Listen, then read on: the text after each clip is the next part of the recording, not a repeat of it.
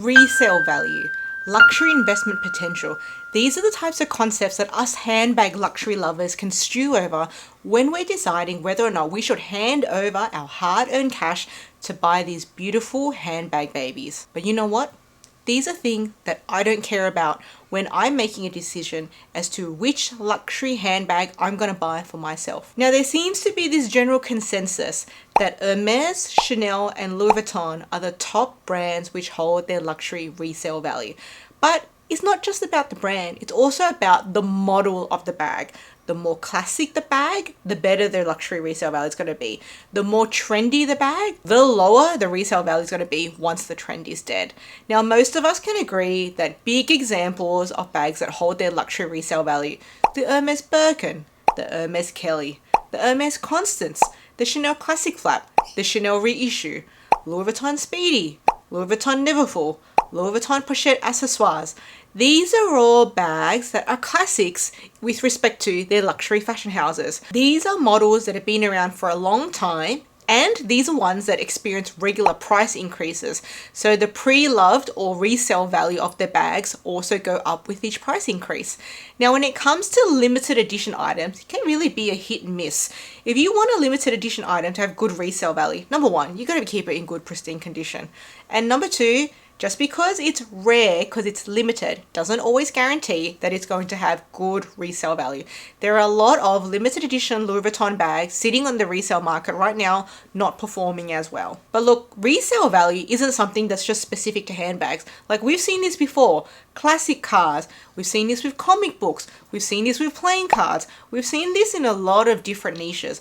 But one thing that seems to be common is it doesn't matter if it's a handbag or a car or a playing card, you gotta keep these items in pristine condition. Like, when it comes to toys and playing cards, you can't even take them out of the package. They have to be brand new, still in the pack, to have this great resale value. Like, once you open it, it loses a lot. I mean, if you want to be really serious about resale value, if you have a Chanel Classic Flap, you got to keep that baby pristine. Like, maybe don't even use it just because you have a Chanel Classic Flap. But if it's trashed and thrashed and you're like, I'm done with it, I want to get a new bag, let's sell this on, your resale value is not going to be that high, even though it's a Chanel, even though it's a Classic Flap. The condition is what's really important. Now, for me, I am someone who likes to really use my handbag. So I guess automatically that sort of disqualifies my collection from having good resale value, because I like to use my bags. Now, actually, I was looking at Vogue's latest list just from October 2023 about the top bags with best resale value. And you know what? I found their list really odd and really unexpected. I'm going to link the article down below. But in position number 5 was the Prada Nylon Reedition. I mean, not too bad of a choice. Position number 4 was the Celine Triomphe, which is very popular at the moment. Position number 3 was the Gucci Horsebit. Now, this is another re-edition as well, but still, it's not like a classic. It's just trending at the moment. Position number 2 was the Saint Laurent Le 5A7 Hobo bag. Again, I mean, I wouldn't have picked that as position number 2. I find that a bit odd. And then position number 1 is the Loewe Paseo bag. Like, who would have put Loewe at the top of the resale value? I think this list is a little bit weird. I'm going to link that article down below for you. You can let me know, did I misinterpret this article? Did I misread this article? Or are they literally saying these are the top 5 bags with the best resale value? And you also find this list a little bit odd. Let me know what your thoughts are down below. Like, did I just misunderstand that? Or do you agree? This is a weird list. But anyways, now there are some luxury handbag lovers out there who do really focus on resale value. Like, for them, they do treat their handbags as luxury investments. These tend to be people with higher wealth and can lay out a lot more money to begin with, because the classics do cost a little bit more. So the startup cost in collecting classics is a little bit higher anyway, especially when you're collecting Chanel and Hermes. And the people who are actual resellers, they're often procuring their bags brand new from the store, like they've got relationships with CAs and SAs, or they're buying a pretty good condition from the resale market, waiting for the next price increase, and then putting theirs on the resale market at a high price and getting that profit. Now, no shade to resellers. Everyone's got to go out there and make their coin to keep the roof over their head and keep the food in their mouth. So no shade to anyone out there making money. It's just, that's just not what I'm doing with my collection. Like, I'm a handbag user, I'm a handbag enjoyer, I'm a handbag wearer. Now, some might say, hey look, that's fine, you do you. Maybe I'm just being silly. Maybe I'm leaving a lot of money on the table by taking my approach. Maybe I'm just being fiscally primitive. I don't know. But for me, they're not the top priorities when I'm making a decision as to which handbag I want to buy for myself. I mean, for me, I'm someone who loves fashion. I'm someone who likes to incorporate fashion into my own personal expression.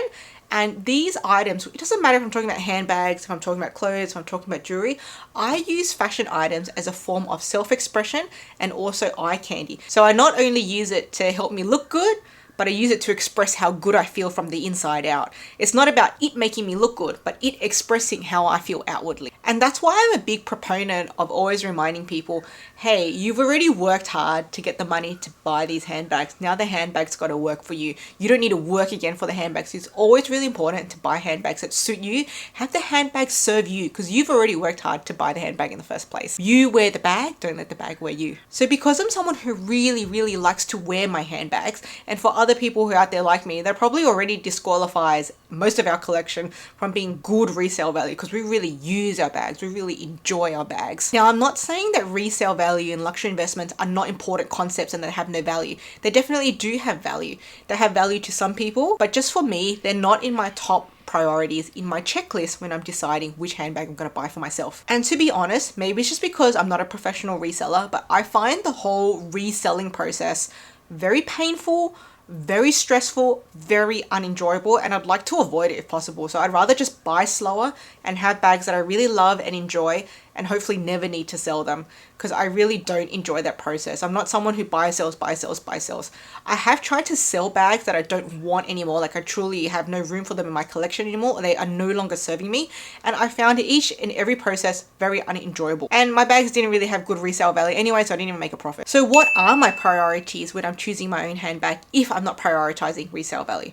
Well, number one, is the bag that I want fit for purpose, fit for its use case? For example, if I'm saying, okay, I want a quick grab and go little handbag for myself. So then what I'm thinking about is not a Louis Vuitton Neverfull, even though a Louis Vuitton Neverfull has great resale value. What I'm not thinking of is a Birkin. I know some people can use Neverfulls and Birkins as their grab and goes. I mean, people use their bags however they want. But for me and my purpose, that's just not what I was envisioning. What I'm envisioning is a small bag that's literally easy to grab and go. So then I'd be thinking about small crossbody. So number two, is the material of the bag both durable and beautiful? Now this is where I fell in love with vintage Louis Vuitton canvas that came with the vintage treated leather. I mean, I love Louis Vuitton canvas. I know some people are like, ew, monogram is so tacky. Monogram is so loud. Monogram is so showing off and bragging and new money. But hey guys, I love Louis Vuitton monogram. So I know it doesn't suit everyone's taste, but I love Louis Vuitton monogram. But the vachetta, just too fussy for me. This is my only handbag with the light vachetta. This is the Louis Vuitton Boîtier PM. This is a 2012 model. And because of the light vachetta, she just doesn't get out very much because I stress when she comes out. She's going to get a water spot. She's going to get a food stain because I eat a lot. And I'm just thinking, oh my gosh, this bag has gotten food splatter on her before and it was so stressful. But the Louis Vuitton monogram with the treated leather, no fuss, no muss. Same thing with the Louis Vuitton epi leather. No fuss, no muss. Scratch resistant. I love it. So durable. And so beautiful to my eyes. And the Gucci coated canvas is great too. It's just as durable as the Louis Vuitton monogram, and it also has treated leather too. So I would put both of these brands with the coated canvas in the same category, the vintage Gucci and the vintage Louis Vuitton. Now, priority number three, does the bag fit what I need it to fit? Like if I'm going for a work bag, is it going to fit my laptop? Measure, measure, measure. If you're someone who cares if there is a pocket, whether back pocket or front pocket, that's going to fit their phone, measure, measure, measure. There's nothing more disappointing than a bag not fitting what you need it to fit. And that's exactly what happened with my Louis Vuitton vintage epi leather Pochette accessoires. I didn't realize it came in two different sizes. So I already own this one in the Kenyan Fawn in the 24 centimeter size. And I love the size. It was just like the smallest that I could have in my collection, and I was happy with that level of smallness. But I really wanted a yellow bag. It was Australian summer. I wanted a pop of color. yellow. I was like, oh, perfect. Yellow, Australian sun, great combination. I did not check the measurements. So when I got this, thinking it was a 24 centimeter size, and then I went, oh, in my unboxing video, I was like, oh, this is what the two look like side by side. And I realized, this is not the same size. This is smaller, and it's smaller this way. And what that means is I am no longer able to fit all my minimum things that I would normally carry here in here. So I have to sacrifice one of my minimum items, and that kind of annoys me. But that was my fault for not measuring. So measure, measure, measure. And if you guys haven't already seen, Louis Vuitton have actually just re-released this Epi vintage Louis Vuitton Pochette accessoires in the new collection. So if that's something that interests you, I made a whole video comparing the new one to the old one. And actually the new one's got silver hardware instead of this gold hardware. And it's currently out in black and silver. So if you want to see a whole comparison video between the new Pochette accessoires and the vintage Pochette accessoires and see how much you can save by buying the vintage ones, I'll leave that video linked up above in the description box down below for you. Now my fourth priority is the bag easy enough to use? Now you would be surprised at how sometimes the smallest, most insignificant things can really annoy us. I mean, who would have thought that this highly coveted Hermes Mini Kelly, which I can't afford, so I bought a dupe of so I could test run it, would annoy me so much that I never want to pick it up and use it. I've literally never picked it up and used it. And you know why? Because this part on the side here, when you open and close the bag, when you open it to get your stuff out, so it's changed its position because the sangles are there. And then when you want to close it up, it's okay if you don't use the sangles. But if you did, you literally have to pull it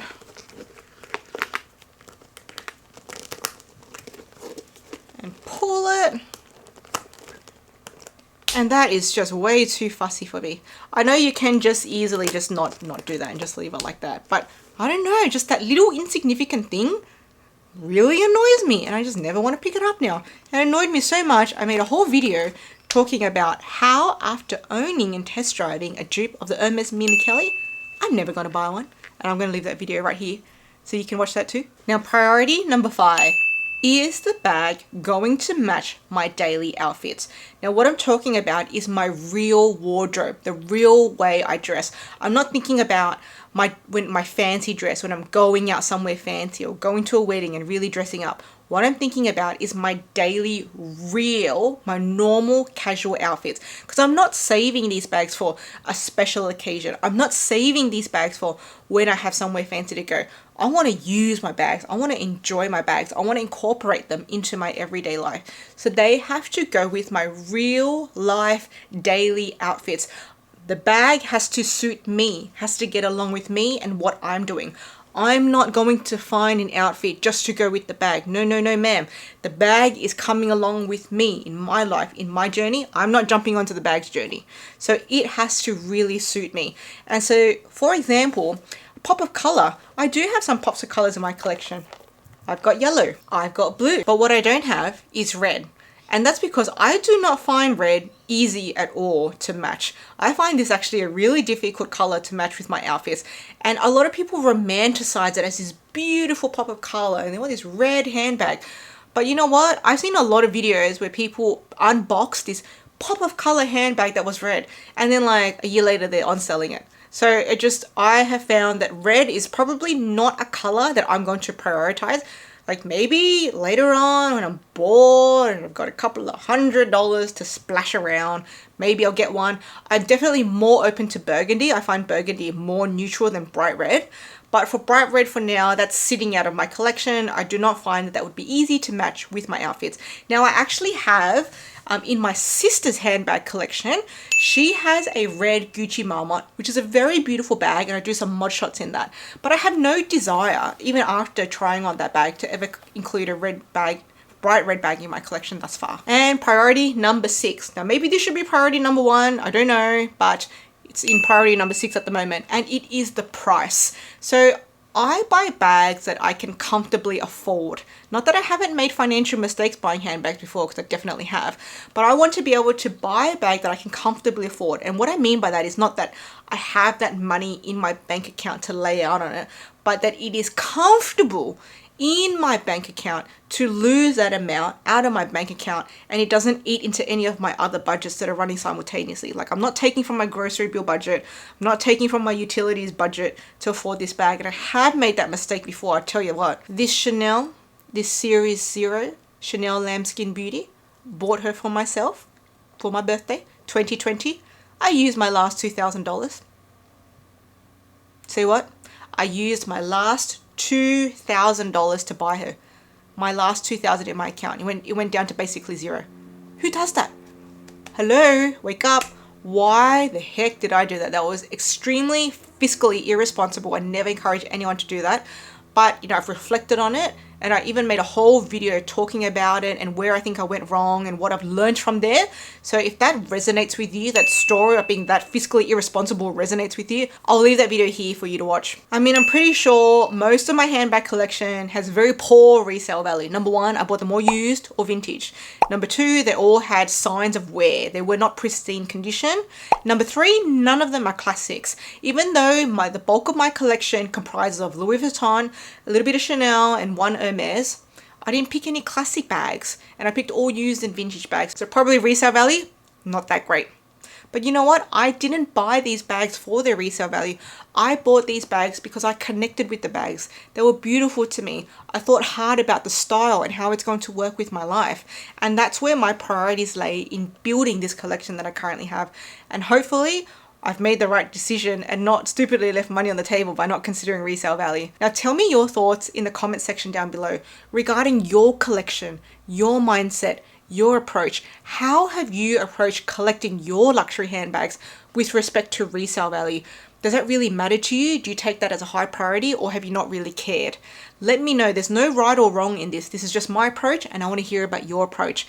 And I want to hear in your collection, what are the top resale value bags you have in your collection? For me, most likely it's my Hermes Sac Cendrine and my Chanel bags, but that's purely based on the brand. Now, even though I like to buy used and vintage with signs of wear, luxury designer handbags, doesn't mean I don't take care of them once they're in my possession. And if you want to see all the products I use that's in my handbag toolkit of how I take care and maintain my luxury handbag babies, I'll leave that video here for you to carry on with next.